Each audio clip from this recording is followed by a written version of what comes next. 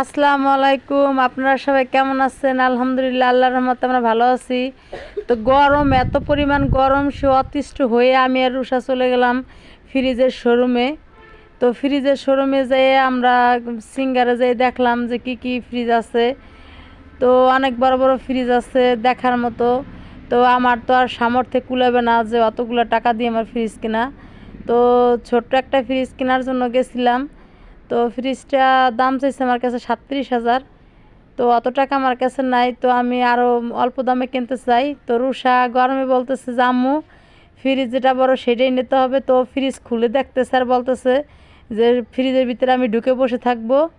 তো আমি এবার বললাম যে এই ছোটো ফ্রিজে তো তুমি ঢুকে বসে থাকতে পারবে না। পরে বলে যে আম্মু এই ডিপ ফ্রিজটা নিয়ে চলো, এই ডিপ ফ্রিজটার ভিতরে আমার বসায় রাখো। তো বলতেছে এই ডিপ ফ্রিজে বসাই আমার আব্বুর কাছে আমার পাঠাই দাও, বিদেশে আমার আব্বুর কাছে আমি চলে যাই।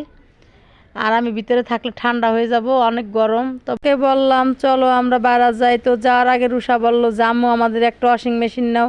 তো বললাম আম্মু আল্লাহ আমাদের এরকম তৌফিক দেয় নাই ওয়াশিং মেশিন কেনার জন্য।